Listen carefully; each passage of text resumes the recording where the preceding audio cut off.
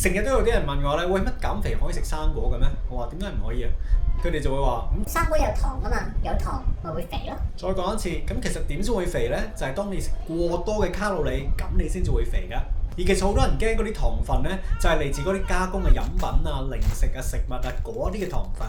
因為呢一啲嘅嘢食呢，好容易你就會過量咁樣去食㗎啦。我哋試下攞一個極端啲嘅例子嚟講啦。假設你嘅 maintenance calories 係2000卡路里嘅話，你將佢壓晒落去2000卡路里，淨係食朱古力同埋淨係飲汽水嘅話呢，理論上你都係唔會肥嘅。咁當然啦，你健唔健康啊，有冇營養不良嗰啲呢，就係另一件事啦。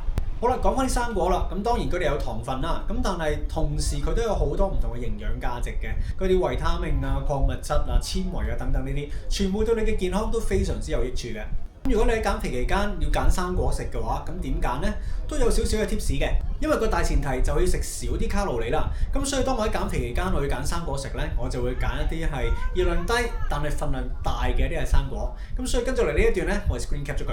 係啦，呢度我就列低咗一啲就係100 gram 嘅生果入邊大概有幾多卡路里啦。跟住再 screen cap 埋呢一度，話到俾你聽呢，就係究竟食幾多呢啲嘅生果先至等於100卡路里嘅呢？所以咧喺我減肥期間，我最中意食嘅生果咧就係西瓜啦。咁啊，因為大概300幾 gram 入邊咧，先至有100卡路里嘅。咁啊，又多水分啦，又夠飽肚啦，咁所以好抵食㗎。